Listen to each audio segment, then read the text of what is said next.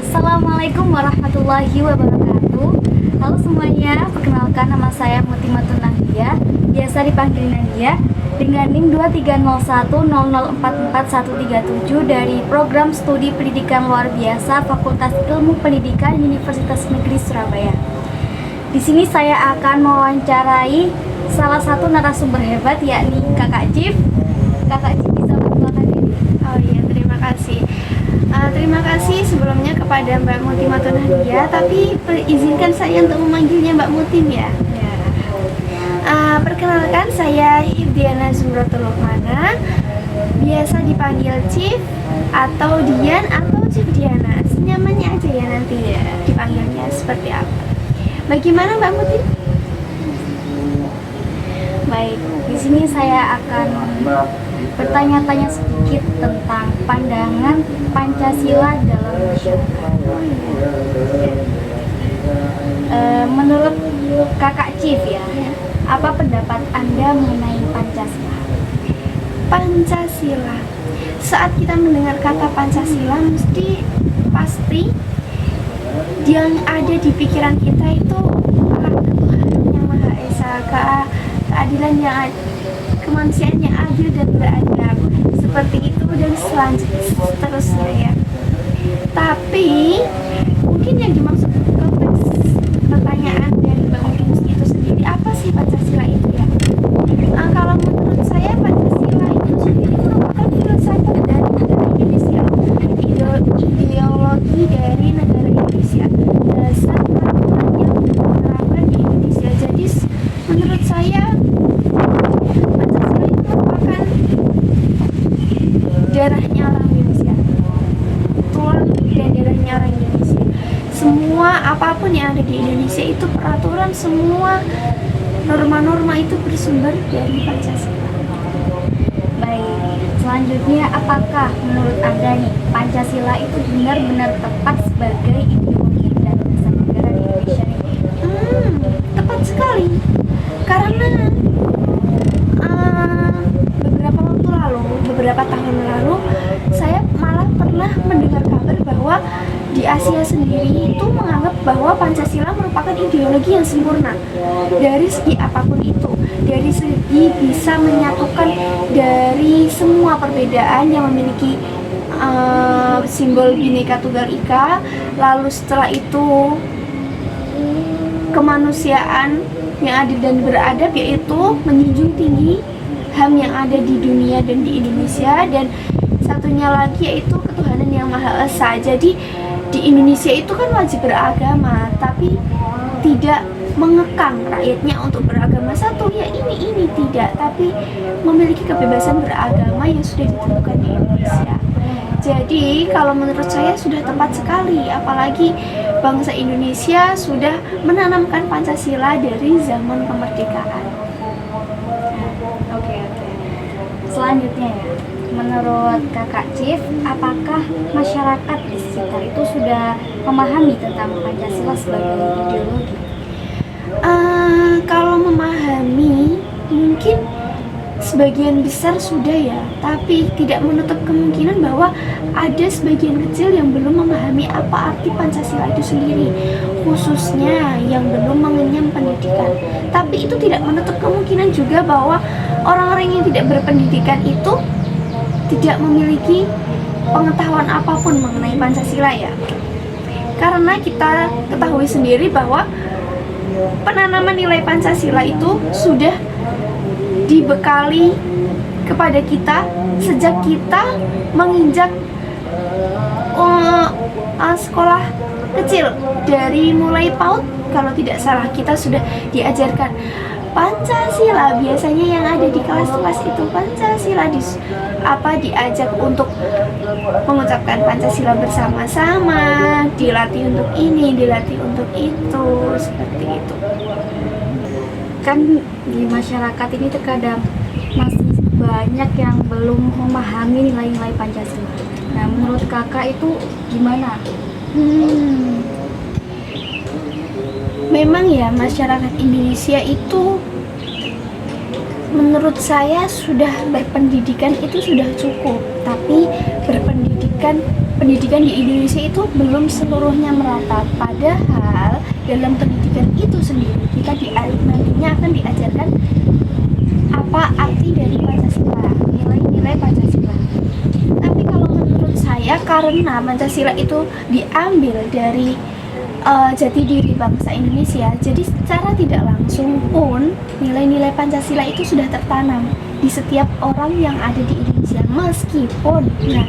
Meskipun beberapa orang, tidak sedikit banyak orang itu juga terkadang mengabaikan nilai-nilai Pancasila itu dalam kehidupannya, sehingga mereka melakukan pelanggaran-pelanggaran yang menentang aturan dari sila-sila di Pancasila.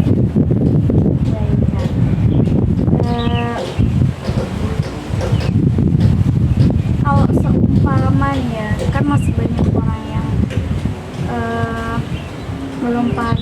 belum paham Pancasila. Apakah setujukah bila Pancasila itu diganti dengan ideologi? Tadi bisa diulangi pertanyaannya? Kalau seumpama Pancasila itu diganti ideologi, apakah itu baik menurut kakak? Kan tadi yang pertanyaan pertama ada mengandung bila banyak yang tidak mengetahui, apakah saya setuju bila Pancasila digantikan ideologi lain. Menurut saya, penyebaran informasi mengenai Pancasila itu merupakan tugas dari kita sendiri untuk mengetahuinya, bisa dipahami.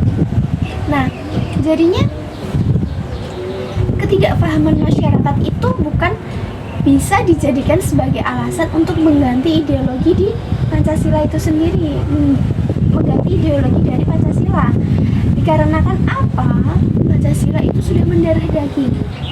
Bayangkan jika darah kita A tiba-tiba dimasuki darah B, apakah itu baik untuk diri kita? Tidak. Maka jika terjadi pergantian ideologi, maka Indonesia akan kembali lagi ke titik nol, ketika dia tidak memiliki peraturan dan orang-orang itu masih semrawut kehidupannya. Selanjutnya Kak Mutil, Gimana nih menurut Anda Pancasila itu bisa tercermin dalam kehidupan kita sehari-hari? bagaimana bisa diulang? Bagaimana menurut Anda Pancasila itu bisa tercermin dalam kehidupan kita sehari-hari? Baik. Bagaimana Pancasila itu bisa tercermin dalam kehidupan kita sehari-hari? Kalau menurut saya sendiri, yaitu cara untuk bisa memasukkan Pancasila ke dalam diri kita, yaitu dimulai dari kesadaran diri sendiri. Kesadaran bahwa memahami bahwa Pancasila itu merupakan falsafat hidup negara Indonesia yang dibuat bukan hanya semena-mena dibuatnya itu, tapi memerlukan riset panjang. Dipelajari Indonesia itu bagaimana, karakternya itu bagaimana kita bisa menyantumkan semua yang ada di Indonesia itu dalam Pancasila itu sendiri. Jadi kita harus menyadari bahwa oh ini loh Pancasila, kita bisa menerapkannya di kehidupan kita. Dan bagaimana kita menerapkannya dalam kehidupan sehari-hari, yaitu dimulai dari kita sendiri, dari diri kita sendiri. Patuh terhadap Tuhan, patuh terhadap orang tua, peraturan pemerintah, dan lain sebagainya. Baru setelah itu, masyarakat yang ada di sekitar kita lambat laun mungkin saja akan melihat, oh ini loh Mbak Mutim, orangnya baik, patuh terhadap ibu, patuh terhadap Tuhan, patuh terhadap negara, aku mau seperti Mbak Mutim. Nah, akhirnya kan bisa diterapkan ke semua lini kehidupan meskipun membutuhkan proses yang panjang. Sebagai seseorang yang lebih banyak memiliki pengalaman hidup nih, di mana Anda melihat perkembangan pemahaman masyarakat tentang Pancasila dari waktu ke waktu. Kalau pemahaman masyarakat mengenai Pancasila dari waktu ke waktu, menurut saya sebenarnya sudah semakin lebih baik dari zaman kemerdekaan hingga saat ini, semakin lebih baik. Tetapi akhir-akhir ini di zaman generasi milenial, Gen Z dan lain sebagainya, pemahaman itu memang benar sudah dipahami oleh mereka, tapi secara tidak langsung, secara tanpa kita sadari, pemahaman itu dilupakan dan terkikis oleh kebudayaan yang sebenarnya bukan merupakan kebudayaan di Indonesia. Seperti contohnya, sekarang kan itu yang tadi saya sebutkan bahwa Pancasila sudah ditanamkan dimulai sejak sekolah pertama, dan sekarang bahkan anak-anak yang sudah SMA pun terkadang melupakan apa arti Pancasila itu. Benar bukan? Mereka sudah malah ikut-ikutan berjudi kadang. Mereka terkadang sudah ikut ini adegan dewasa, mengikuti ini, mengikuti itu. Sebenarnya kan itu tidak sesuai dengan apa yang tercermin dalam Pancasila itu sendiri. Jadi sebenarnya mungkin karena sekarang sudah banyak kebudayaan yang tercampur, makanya terkadang itu anak-anak yang ada di Indonesia itu mulai melupakan apa sih arti Pancasila. Aku aja nggak ngerasain Pancasila itu kayak gimana, jadinya ya udah hidup-hidupku ngapain diurusin orang lain, seperti itu. Nah, bagaimana nih pendapat Anda kalau masih banyak orang yang mungkin banyak ya yang belum hafal Pancasila itu, gimana pendapat Anda? Sebenarnya agak lucu ya ketika ada seseorang yang tidak hafal sila-sila di Pancasila, tapi hal tersebut juga wajar seperti itu loh, karena kan Pancasila itu hanya beberapa kali didengar oleh kita, betul tidak? Mungkin saat sekolah, saat upacara biasanya kan ada lagi yang saat TK itu sebelum pelajaran dimulai kita disuruh mengucapkan Pancasila. Tapi setelah sekolah selesai, kapan kita mendengarkan Pancasila lagi? Tidak pernah kan? Orang terkadang perkataan kita sekarang saja 1 jam ke depan kita sudah lupa, apalagi yang tidak pernah didengarkan oleh kita. Betul tidak? Apalagi setelah sekolah dan kita tidak meneruskan pendidikan kembali, sudah langsung bekerja, sudah pemikiran kita itu sudah terdistrak oleh kebutuhan sehari-hari, itu sudah tidak sempat memikirkan sila pertama apa ya, ini apa ya. Jadi seharusnya mungkin saja harus ada pergerakan dari pemerintah menyuarakan Pancasila lebih keras lagi, seperti mungkin di televisi bisa ditayangkan sila-sila Pancasila, diselingi pas iklan itu bisa diseling-selingi Pancasila. Tapi mungkin tapi kita yang terlalu menutup diri karena sudah fokus terhadap HP, sudah FYI-nya itu udah bagus-bagus hingga lupa. Itu semua sudah terskip begitu.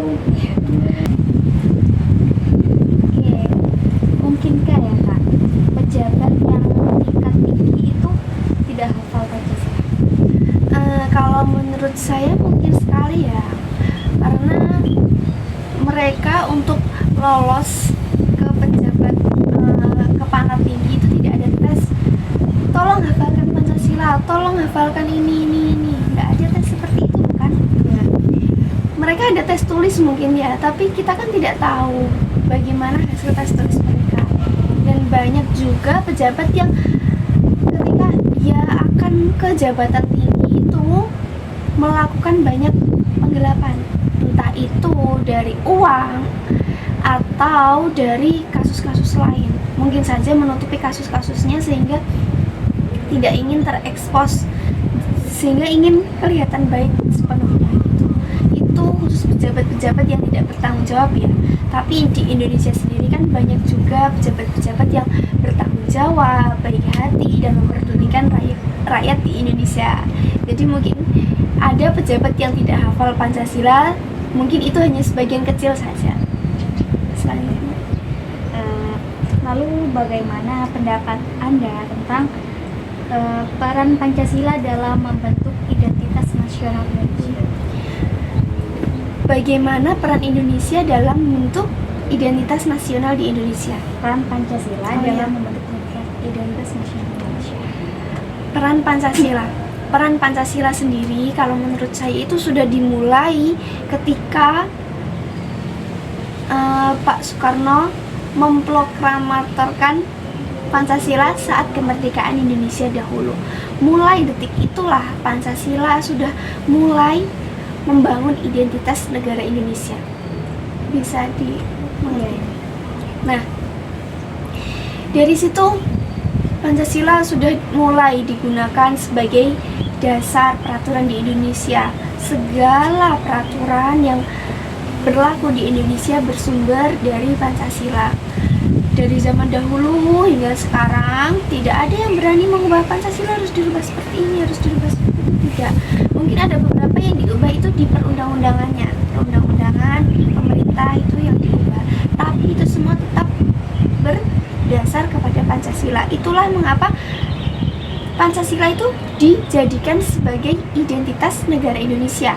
Selain merupakan sumber dari simbol Bhinneka Tunggal Ika, Pancasila sendiri juga secara tidak langsung mengatur kehidupan bangsa Indonesia dari segala segi kehidupan, dari agama, dari masyarakat, dari sosial, dari pemerintah juga, seperti itu. Bagaimana kita dapat menerapkan nilai-nilai Pancasila dalam aspek kehidupan, terutama di era digital ini? Baik. Sebagai anak muda ya, kan saya di sini sebagai anak muda. Sebagai anak muda seharusnya lebih bisa teliti kembali dalam memilih dan memilah konten-konten yang akan dilihat oleh kita. Kan sekarang banyak konten negara lain yang masuk ke kita. Kita melihat tren-tren, bukan hanya tren-tren yang di Indonesia, tapi juga ada yang tren-tren dari luar negeri. Meskipun tidak semuanya itu merupakan tren buruk, tapi beberapa ada yang mengandung unsur sara. Nah, unsur sara tersebut itulah yang akan menggerogoti jiwa nasionalisme kita.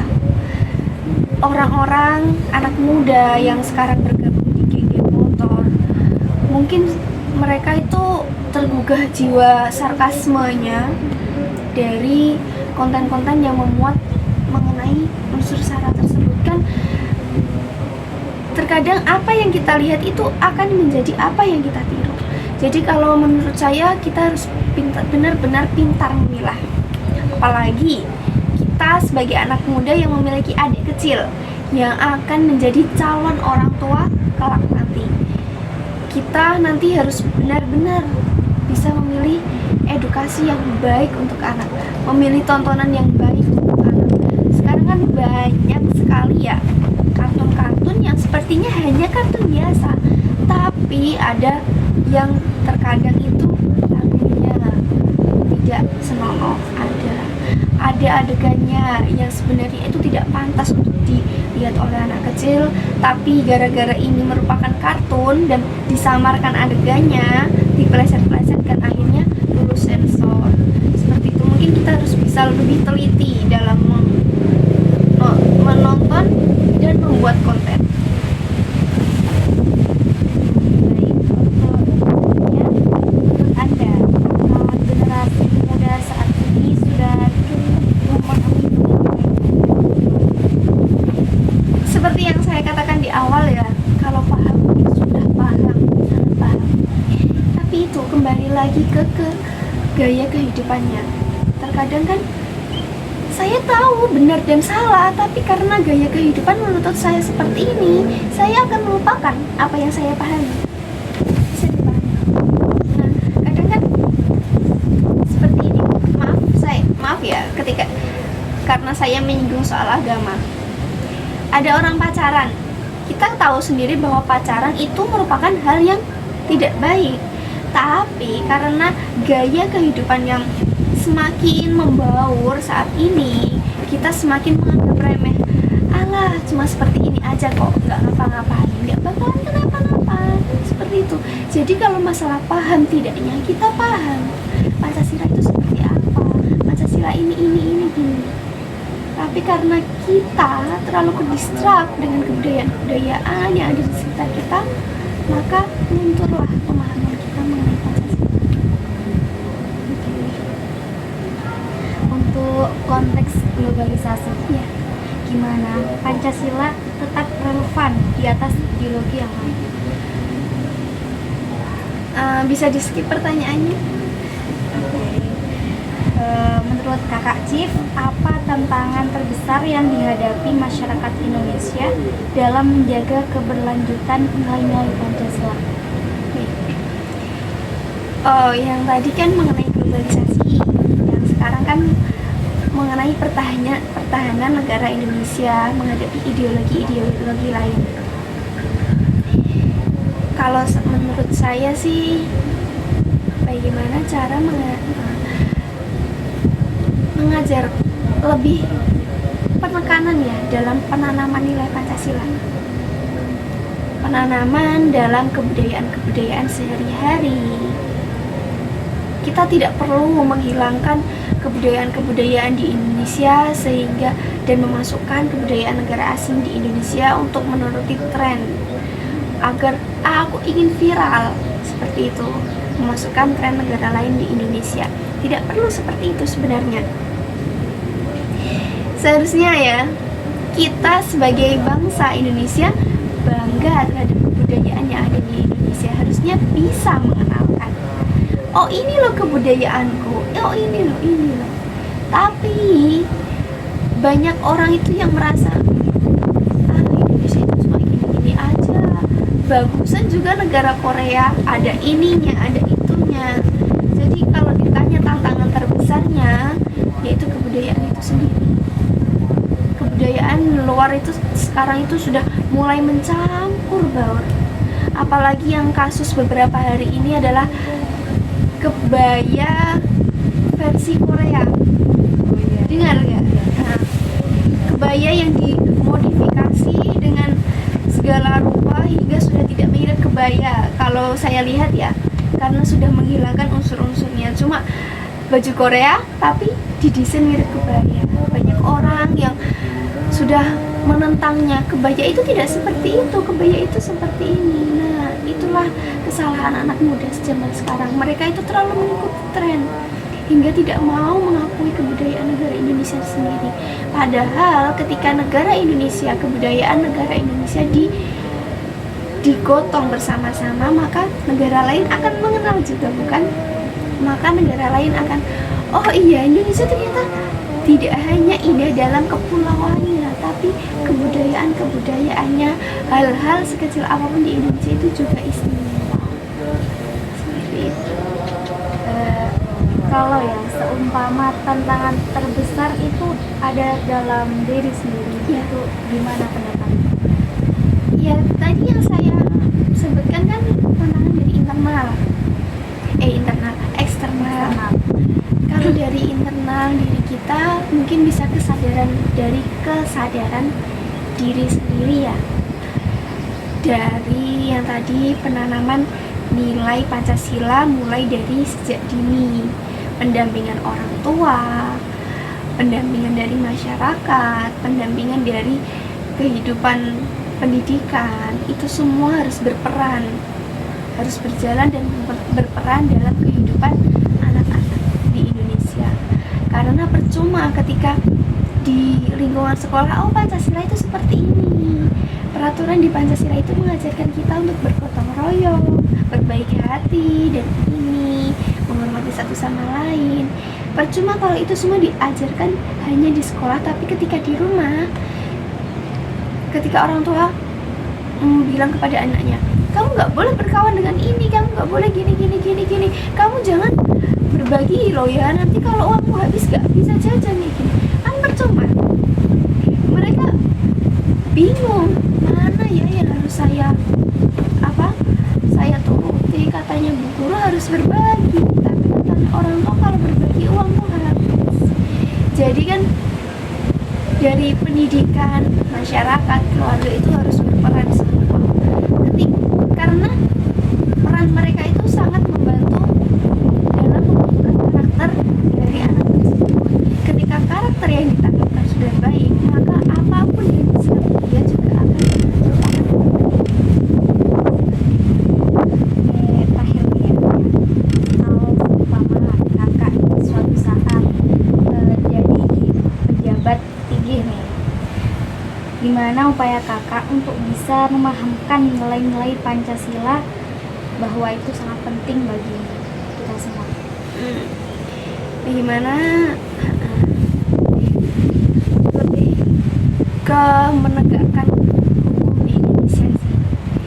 Kak Muti merasa nggak kalau hukum di Indonesia itu terkadang kendor, terkadang terlalu lunak, terkadang tidak sesuai dengan apa yang ada di undang-undang. Tahu kasus Vina yang kemarin, yang pelakunya tidak tertangkap 3 karena dia merupakan anak dari polisi. Nah, itu seharusnya tidak boleh. Itu sudah jelas melanggar dari sila-sila Pancasila.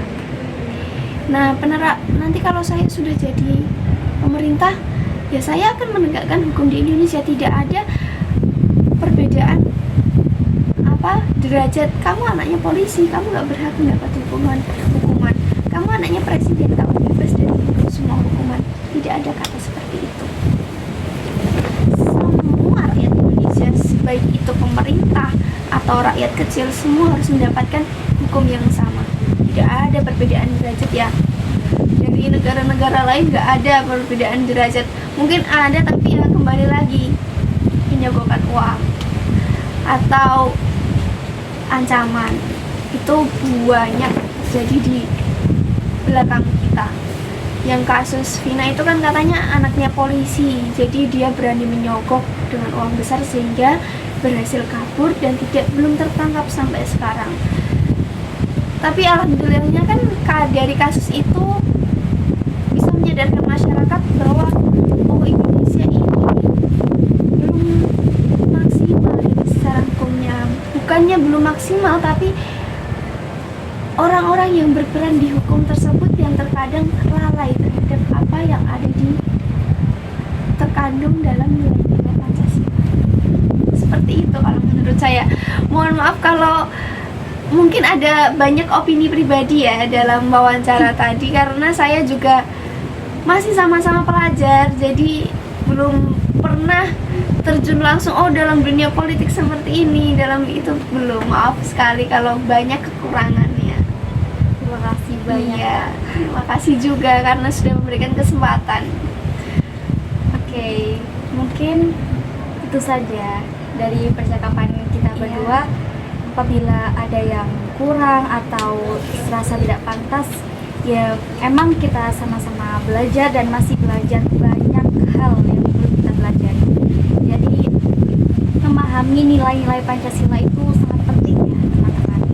Jadi jangan lupa belajar menerapkan nilai-nilai Pancasila dalam kehidupan kalian masing-masing. Oke, sekian, terima kasih. Wassalamualaikum warahmatullahi wabarakatuh. Waalaikumsalam warahmatullahi wabarakatuh.